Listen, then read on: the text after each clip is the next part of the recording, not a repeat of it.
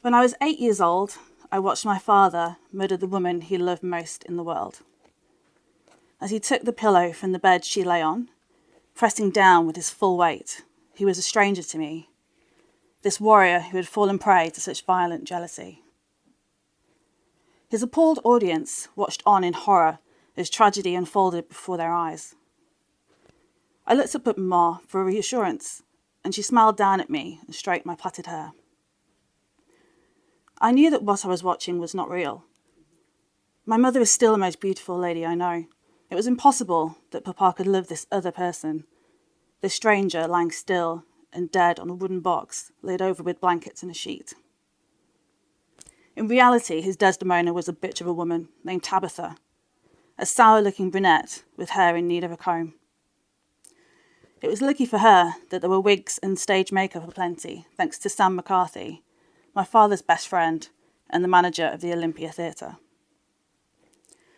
The house had been full each night that week, though the critics were less kind to a man who had no need to apply burnt cork in order to play L'Amour. Papa may have lacked friends in the London press, but the public appreciated his efforts, and on the continent he could name his price. Long seasons he spent abroad, earning the coin that kept a roof over our heads. While I was engrossed in the scene in front of us, my brother Sebastian was assisting the property man with his duties, which had the added benefit of keeping him from being underfoot. Rosalind, my older sister, was holding Mama's hand on the other side of her voluminous skirt. After his final bow, the curtain dropped for the last time that evening, and Papa strode off stage to meet us in the wings. A tall man, broad through the chest, he bent and lifted me effortlessly into the air. I giggled and shrieked with joy, and checked for the noise as the concealed crowds crashed and clambered out of the theatre, invisible behind the heavy velvet barricade. "Come along, everyone." Sam ushered everyone to the green room, as always dressed immaculately. He only ever used Henry Poole & Co. in Savile Row, his outfit complemented by his pale good looks, a sharply styled moustache and dark sideburns advertising the skill of his barber. "That went very well, I thought," Papa said, stooping to kiss Mama. Tabby pushed past us wordlessly, dressed only in a nightgown and the vaguely white sheet from the stage bed around her shoulders to preserve modesty. "As charming as ever," Mama whispered. "Papa, can we stay on tonight and celebrate?" Rosa asked, pulling on his trouser leg and looking up at him with wide dark eyes. "Celine?" he asked, never wanting to be the bearer of unwanted tidings. "Well, it is late already. You would usually be fast asleep by now." Mama tilted her head to the side, pretending to think it over, whilst the smile on her face gave away the good news. "Please, Mama," Rosa begged. "We shall stay for a short while, but no complaining when we have to leave. Do not tempt your luck," Mama conceded. We joined the rest of the company in the green room, which sat up a narrow flight of stairs behind the stage.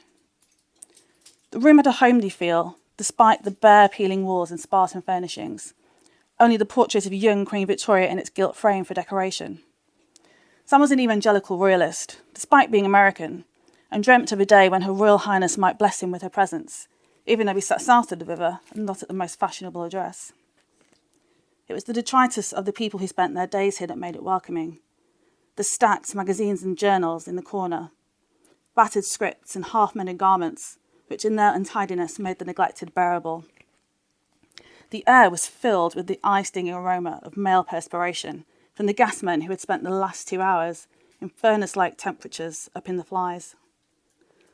My nose wrinkled as I tried to inhale lighter, less pungent breaths. Seb passed me half of an orange, and I held it close to my face, breathing sweetness.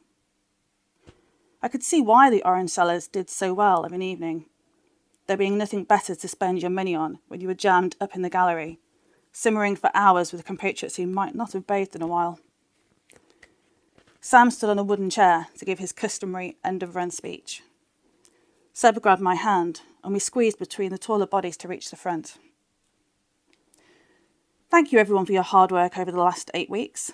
We've made a nice little profit, enough to finance us for the next few months," Sam announced. "I'm taking a brief departure to supervise the European tour, but announcements for auditions will be posted tomorrow, so be nice to Mr. Davidson, who will take charge. Crew, please come in and put your name down if you wish to commit to the next production. The clamour swelled as he leapt down, clapping his successor on the back as he walked away, and everyone started talking.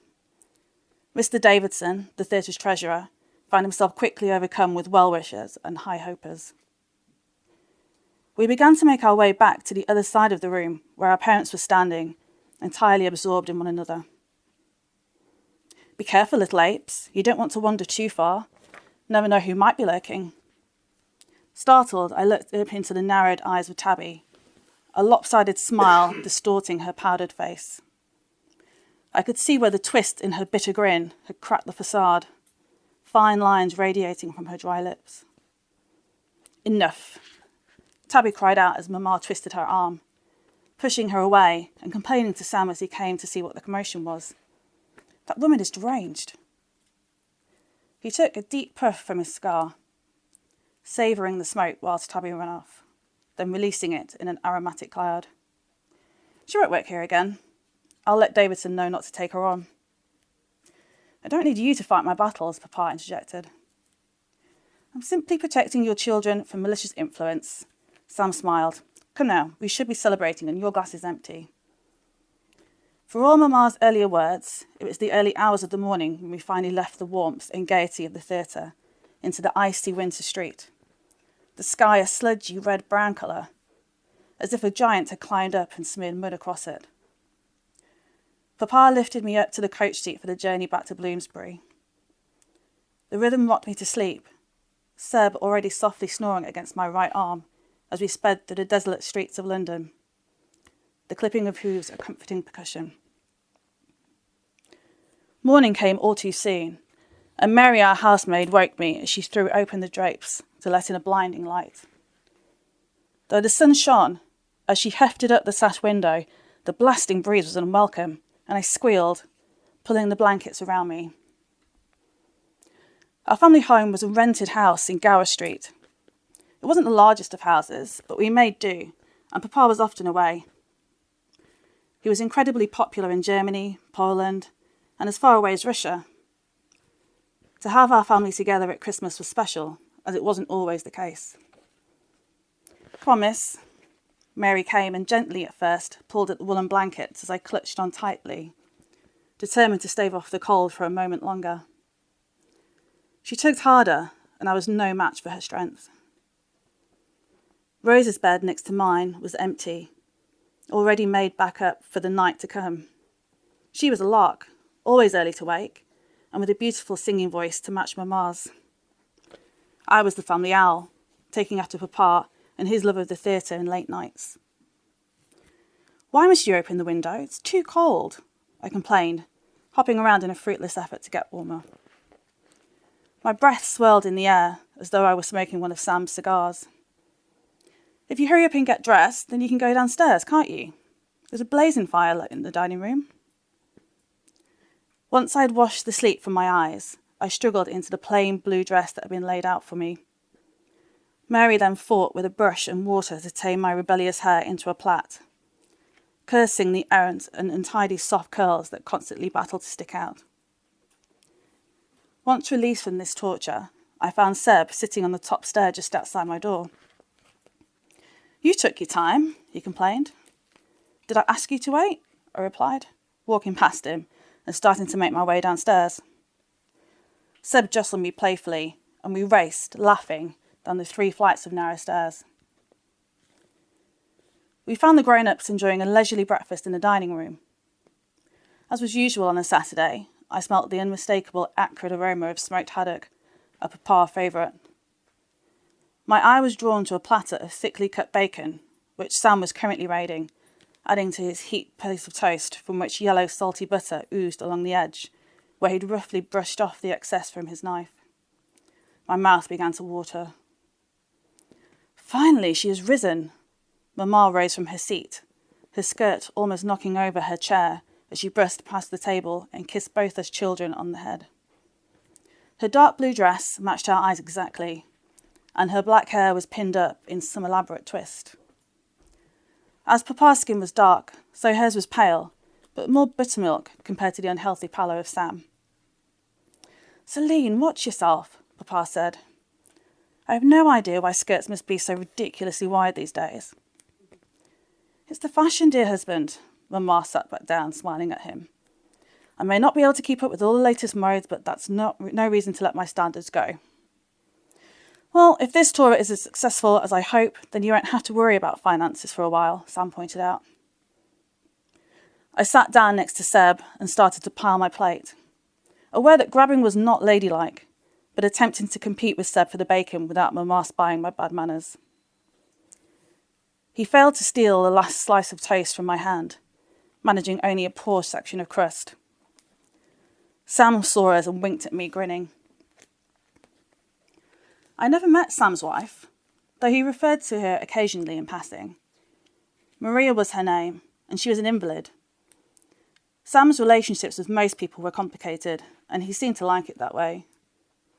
Papa was his only close friend, and had been since they first met on the ship that brought them from New York. Ambitious young men, from widely different backgrounds, but with the same aim: to make new lives for themselves in England. "Will you be here for Christmas, Sam?" Rosa asked. "Yes, I will, Rosa, my darling." He smiled amongst a mouthful of bread. "I wouldn't miss the famous Johnson Christmas dinner. I have a friend of a friend over in Croydon who's promised me the fattest goose he has. What do you say, Celine? Will Mr. Simpson be able to cope with roasting as the best bird in all of London?" "You should hush your mouth, Sam. If Mrs. Simpson hears you doubting her cooking abilities, that'll be the last bit of bacon you stuff your face with in this house."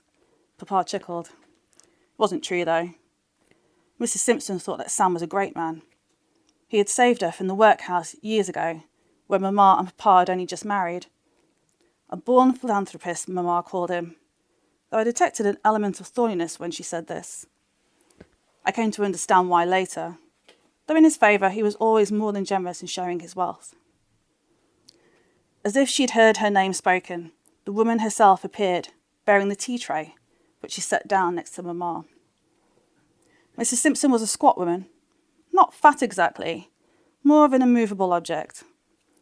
I once saw her lift a bag of coal effortlessly that the coalman himself had struggled with. "Mrs. S, we were just saying what a marvellous breakfast this is." Sam couldn't resist. "And I just wanted to give you fair warning that I'm getting the fattest goose imaginable for you to cook next week." "Well, I'm sure we're all very grateful, sir, but please think on before you go getting some bird as big as a cow." She shuffled around the table, removing empty, grease-smeared plates and piling them up on her broad arms. "A bird takes time to roast, and we don't want to be eating potatoes and naught else because you fetch me one that'd take a week to cook." By the time we'd finished eating, the sky outside was dark and gloomy, the sun having abandoned it and left it heartbroken. Heavy clouds hung precariously, close to reaching the tipping point that would lead to them emptying their load of water onto the grimy streets below. "Well, it's time that I was on my way," Sam said. "Maria is unwell, and I asked the doctor to pay a visit this afternoon. I also need to stock up on wine for Christmas, since we drank my cellar dry last night." "Ah, yes, that's why my head hurts so this morning," Papa said, as if he'd forgotten about the multitude of glasses he'd raised in celebration the previous evening. Breakfast declared over, I took myself back up to the nursery and settled down with my battered copy of Grimm's fairy tales. I could hear the comforting laughter of Seb as he played outside with some of the other boys in the neighbourhood. We may have been together before birth, but where I was happiest indoors, reading or playing music, Sebastian was motion-embodied, always playing, fidgeting, never still. We were two sides of a coin, and I never imagined that I may have to live without him.